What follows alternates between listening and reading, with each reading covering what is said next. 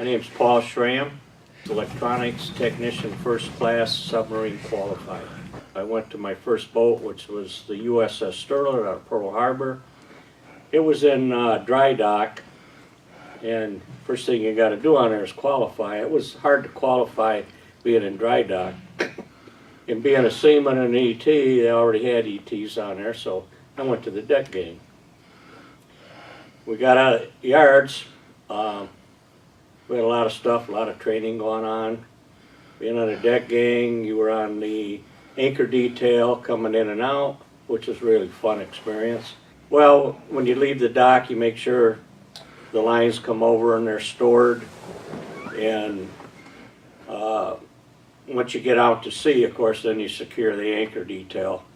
Coming into port, it's just a reverse. When the lines go over, you may throw over the bailing line, and they'll grab it on the pier and pull the lines over. If you had a good officer that knew how to bring you in, you just handed it to them. In New London, it was kind of rough because of the current, but out in Pearl, it wasn't that. There was no current there at Pearl Harbor. Also, I'd being on a deck gang when we were out there, and they thought maybe we needed some practice on retrieving torpedoes, even though they had torpedo retrievers out there.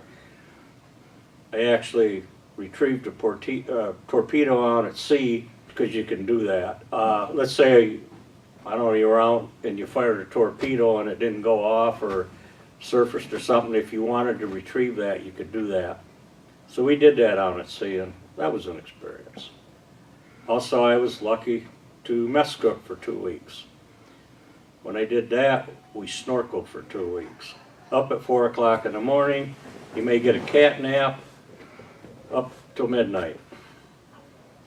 Go back to this, when you go out, you got food all over everywhere.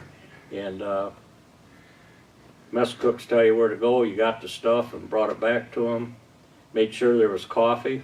Had an experience with that.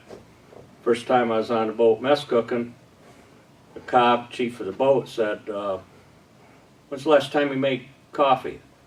About 3 hours ago, chief. He says, and it was a full pot, and about 3/4 full. I want coffee made every 2 hours. So you made it. You had to keep the crew happy. And the engineman's back there, you'd be snorkeling, then you'd dive, heat and the after engines go up, so you could make them happy, take them back, cup of ice water, and it was an experience. I did have an incident that happened on the Sterlet. I wasn't on it. I don't even know how to say this. They almost sunk it in Pearl Harbor. A torpedoman was doing maintenance on it, and they have interlocks in there. And somehow the OD gave him a key. Anyway, he opened the inner and outer door enough so where water came in. And we had a battery charge on it, thank God. And the guy running in the maneuvering room that was doing the battery charge saw it, shut the door quick, got the top side to throw the hatch because the torpedoman took off. He got scared or whatever, and put pressure in the boat, and we were fortunate on that. And I spent about 5 days cleaning electronic parts out of the number 7 ballast. A lot of work on it, because like on that cruiser you had a lot of people to do this work on, but you had 2 ETs or 3 on a sub, and